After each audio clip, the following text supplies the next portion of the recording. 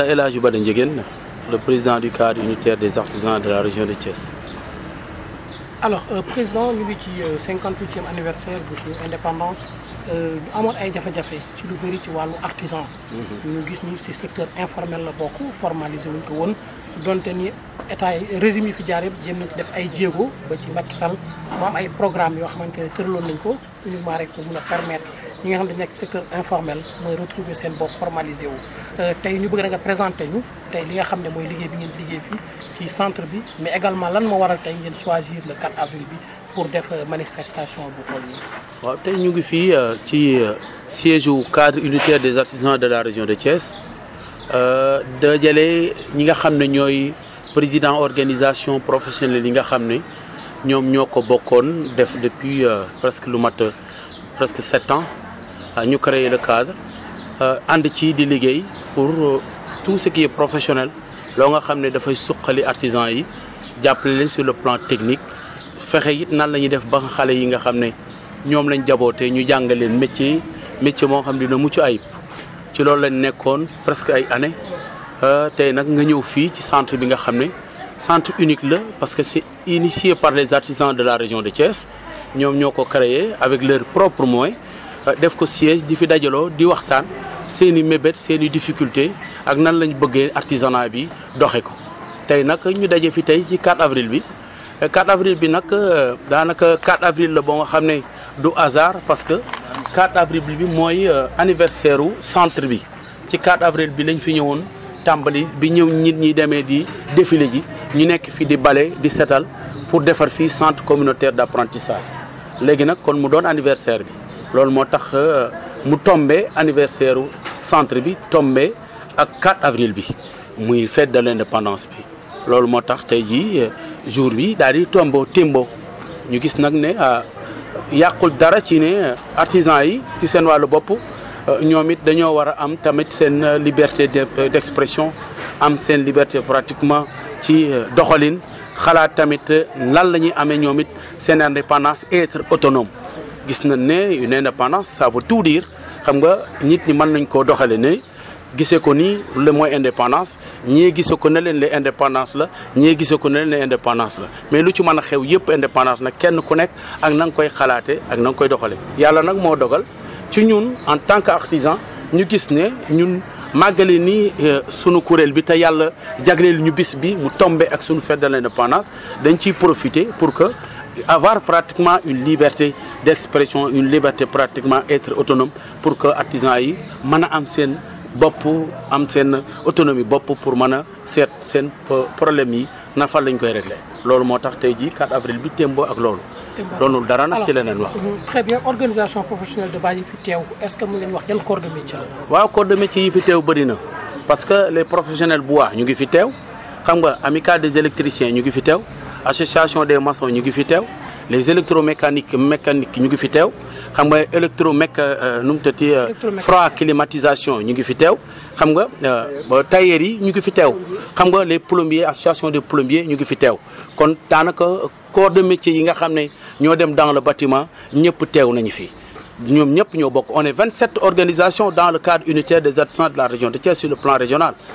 tey nag xam nga fête la boo nga xam ne pour regrouper tout le monde pratiquement ci instance bi day xaw a jafe parce que kenn ku nekk sa territoire yaa ngi fexe defar noo nga xam ne nan ngay fêter sa indépendance léegi nag ñun nag en tant qu'artisan sur le plan communal ñun ñu taxaw représenter les artisans pratiquement sur le plan régional pour que ñun ñu mën a seet parce que lii ñun ñëpp dëppoo nañ ci ne lii dañ ko war def mu doon bis boo nga xam ne dafa war a yaatu dafa war a dëgër dafa war a sax pour que artisans yi xam nga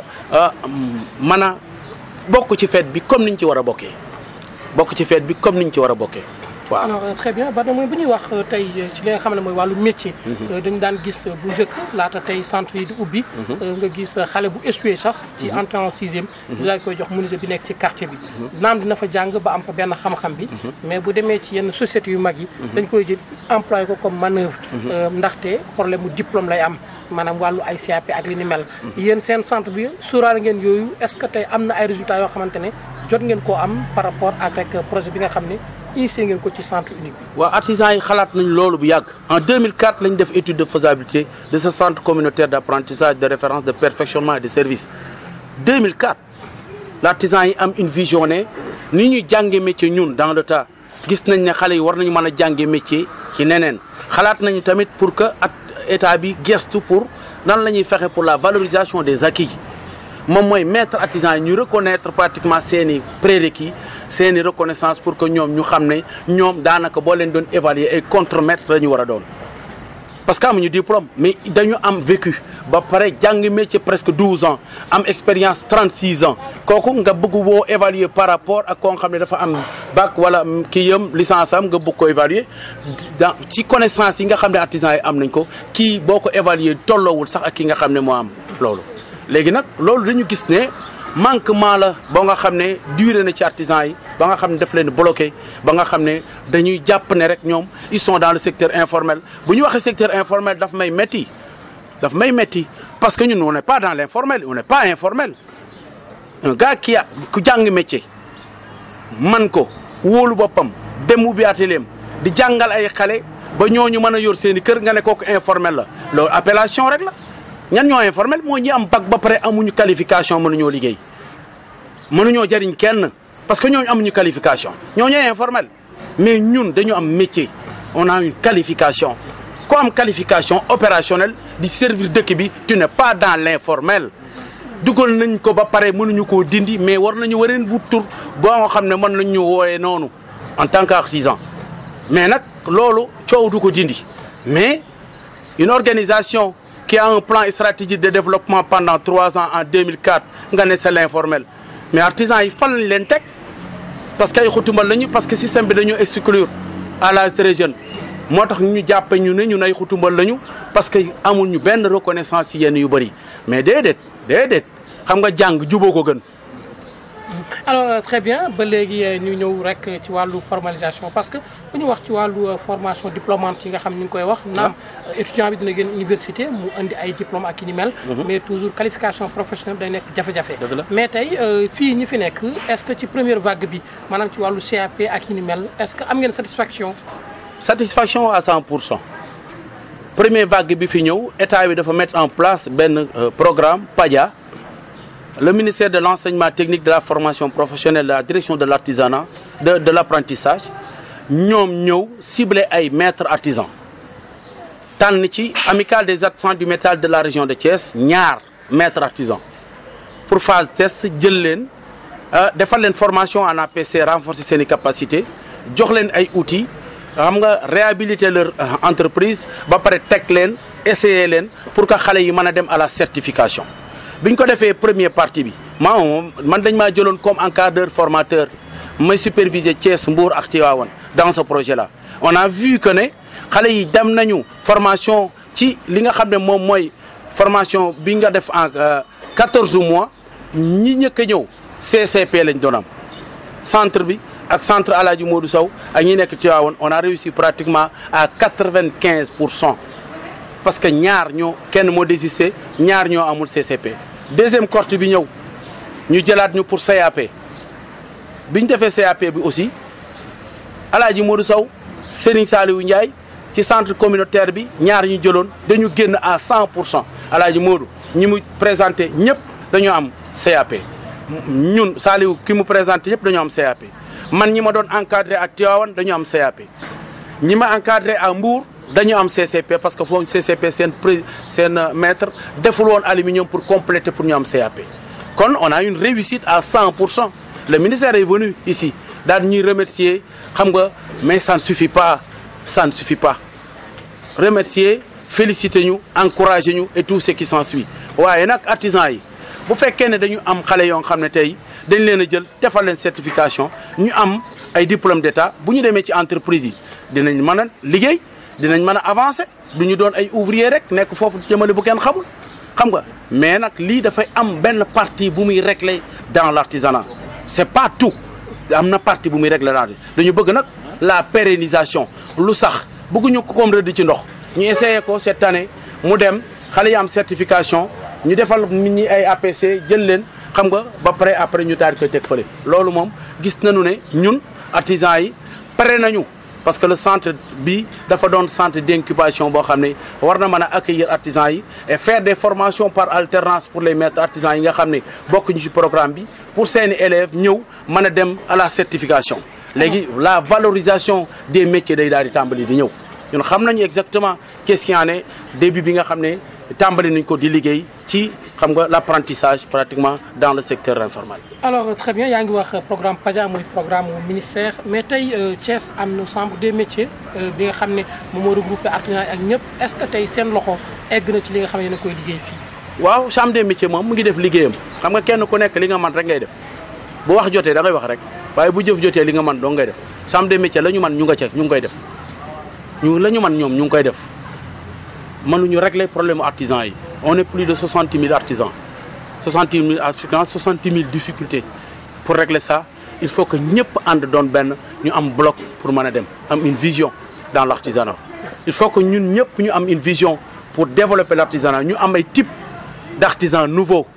préparer ko à la base bu ñu ko préparer à la base suba suñu demee pratiquement au sommet des institutions dinañ xam nan la ñuy war a mën a régler problème chambre des métiers pour artisans yi gis seen bopp à la chambre des métiers. On est 60 000 artisans à la chambre des métiers de Thiès ñaata ñoo inscrire 2640. ci 60 000 artisans. Ça reste il faut qu'on revoie pratiquement la démarche et tout ce qui s'ensuit pour toutes les réformes pour que chambre des métiers bi soit attrayant pour que tous les artisans dem foofu parce que loolu moo ñu gënal. alors président jafe-jafe yi parce que tey bu ñuy wax chambre des métiers. dafa war a nekk benn corps boo xam ne day nekk arbitre boog di dem sax sur le terrain di saytu jafe-jafe yi di ko ànd ak yéen ci ay décisions yoo xam ne day nekk ay décisions participatives yoo xam dañ koy tënk ci ay kay jox ko kilifa yi ngir rek ñu mën cee sukkandiku pour mën a doxal mbir mu dem ci kanam tey yan nga gis ni su ngeen ko defoon condition artisan yi dina gën a soppeeku ba ngeen accéder ci li nga xam ne mooy demande li ngeen di. xar daal day weesu mbote ça veut 60 lañ créé woon à chambre des métiers mais texte yi ko régiroon ba léegi moo ko régir. nu muy avancer il faut évoluer avec le temps technologie bi dafa avancer vite artisans yi changé bu njëkk bokkul ak léegi il faut qu'on change boo nekkul nag pratiquement diapason pour xam exactement qu'est-ce qu'il te faut pour sa corporation mais ça va mënoo apporter quelque chose dans l'artisan dans la globalité da ngay nax sa bopp problème bi moom mooy il faut qu'on change li ci war volonté politique la c'est pas un problème pratiquement spécifique d'une personne volonté politique la pour tous les artisans se lèvent et dire que fii artisanat bi jaar wala jaar foofu loolu moo wundu tey jii les artisans taxaw ne dañuy teg seen mouvement citoyen des artisans.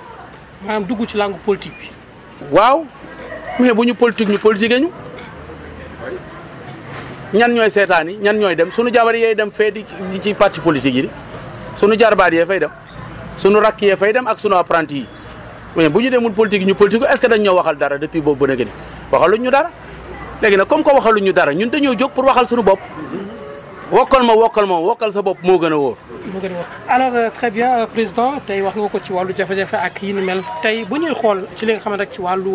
bilan. bu ñuy xool parce que tey nguuru Macky Sall. déclaré na 2017. nekkoon na année de l'artisanat. mais tey est-ce que tey ci wàllu bilan. bu ñu koy xool à tous les niveaux est-ce que yéen am ngeen satisfaction wala li ngeen gis dal na seen xel nii buñ ci yokkee ay jéego rek dañ mën a atteindre les objectifs. am réew moom ku wax ne am na satisfaction totale moom da ngay nax sa bopp am réew pencoo la kenn ku nekk da nga cay séddu maximum sa taxawaay ni nga taxawee udee na mu la gisee noonu la lay ëwalee ña taxawaay bu biir am nañu la ñu war a am mais ñi taxawaay bi nga xam ne moom la ñu war a taxaw ñun gis nañ ne fii da ngay taxaw temm pour am li nga war a am di xaar pour ñu jox la ko fekk la ko mu légitime non il faut que tu te lèves dem pour mën a am dañ koy arracher da nga koy dem jëli loolu nag la artisan yi xam ñu gis ne on est plus de 60 000 artisans ñu ngi koy wax depuis 2004 mais 60 000 artisans mais chiffre la xam nga mais dañ koo war a mandargaal moom mooy ñu taxaw tey dajale artisans yi ak seen famille ak yëpp taxaw ne tii la ñu taxaw ñun lii nañu bëgg suñu secteur doxo ko nii la ñu mën a demee mais pour am satisfaction dans la globalité muy Senghor ak muy Abdou Diouf ak muy Ablaye Wade ak muy Macky Sall ñëpp ñoo ci bokk yem ku mën a satisfaire nit ñi à 100% amul fenn kenn ku ne da nga gis sa bopp ci genn wet ñun nag dañoo gisagul suñu bopp ñun artisans yi dañoo gisagul suñu bopp sëriñ bi. malgré programme yi ñuy wax ay PSE ay P2 ak i ni mel ñuy gis ni toujours ñuy wax sax ci wàllu commande publique bi dañ koy delloo artisans yi ak i ni mel tey lépp loo xam ne dañ ko daan jéggaani ci wàllu mobilier mais tamit ci wàllu accessoire yëpp ba léegi gisu leen seen bopp. waaw ah xam nga dafa mel ni rek tànk nu kopp ci géej ak 15% ci ñaata milliards mais bu xam nga fas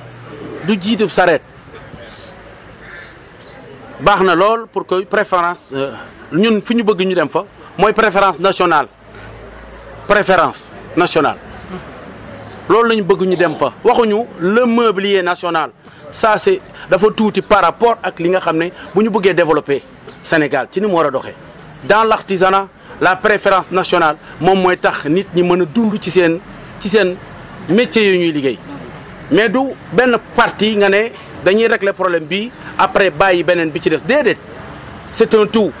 la préférence nationale foofu lañ jëm le président a décliné benn objectif ne day jël benn wàll jox artisan yi xëy na phase test la mais phase test bi ni ñu gisee mooy Thiès gisuñu ci seen bopp comme ni ñu ko war a li ma la wax rek moo ci ne ñun gisaguñu suñu bopp ci mbir yi. alors très bien léegi nag il faut que ñu gis suñu bopp sëriñ bi. moom mooy que li nga xam ne état bi daf koy nommé. li waa ji waxoon léegi rek laay wax Papa Demba Keïta li mu wax rek laay waxaat Senghor daf daan wax diisoo ak baykat yi diisoo ak nappkat yi diisoo ak kan sàmmkat yi mais nag lu tax du ñu diisoo ak artisans yi il est temps qu'on ñu diisoo ak artisans yi jot na dafa jot pour que artisans yi ñu xool exactement fan lañ leen di nan lañ leen di traité waaw parce que ñun kat ñu ngi atténuer pratiquement li nga xam ne ñoo ngi ko mën lépp lu état bi dàq lépp lu école bi dàq ci ñun la jëm si pourtant ñun de duñ ñu jàppale ci dara subventionné ñu ci dara ñun on est des formateurs on est des éducateurs xam nga on est plutôt des enseignants dañuy jàngale métier la ñuy jàngale xam nga dañuy éduquer xale yi nga xam ne état bi nee na mënatu ci dara ñu di leen éduquer delloo si leen jël ay jikko yu rafet ak doxalin bu rafet xam nga jàppale leen ci man daal li may wax moom mooy gàtt mu gudd que tous les artisans amul xaaj ak seen tous les artisans ñëw rejoindre fi mu toll nii le mouvement xam nga des artisans tous les artisans pour que ñu régler suñu problème kenn mënu koo régler nagu loof la kii day jàpp ci genn gi kii jàpp ci bopp ba kii jàpp feneen kenn attanu ko ku yaakaar ne yow dong yaa ko attan boo demee xam nga doo yëkkati dara nga dul yëkkati dañ lay jël kay utiliser la mais artisans yi 60 000 artisans suñu taxawee ne ñun fii lañ bëgg dëkk bi dem fi ku fii falu maire sax ñun ñoo lay fal ñun ñoo lay fal ñun ñoo ko war a def ñun ñii artisans yi. léegi nag bu ñu toogee ba nga ni il xëy na yàlla lu jot rek yàlla xamul lu metti lu jot la xam moo tax mu dajale fi ñëpp ñu disponible tey ci bis bi pour que au moins qu'il y ait une liberté pratiquement des artisans ñu libre. waaw alors très bien président jamono day dox gis nga wax nga ko léegi technologie dañuy dox est-ce que tey artisans yi par nañ dëpp ak jamono ci wàllu technologie parce que bu ñu xool léegi li nga xam ne mooy système informatique bi tey moom moo inséré wu ci milieu professionnel yëpp ba ci artisan ak ki ni mel est-ce que yéen préparé wu ngeen ci li ni mel waaw loolu moo tax formation centre communautaire yi ñu ne dafa war a am dañu bëgg centre communautaire yi am dans chaque corps de métier parce que loolooy régler le problème de l'artisanat il y a des centres de formation yoo nga xam ne def nañ ko classique xam nga mais ñooñu am nañ cible mais ñi nga xam ne dañ leen rejeté ñu nekk fi te ëpp fi xam nga ñooñu dañ leen a war a seet nan lañ leen def technologie bi dafay avancer vite ni ma la wax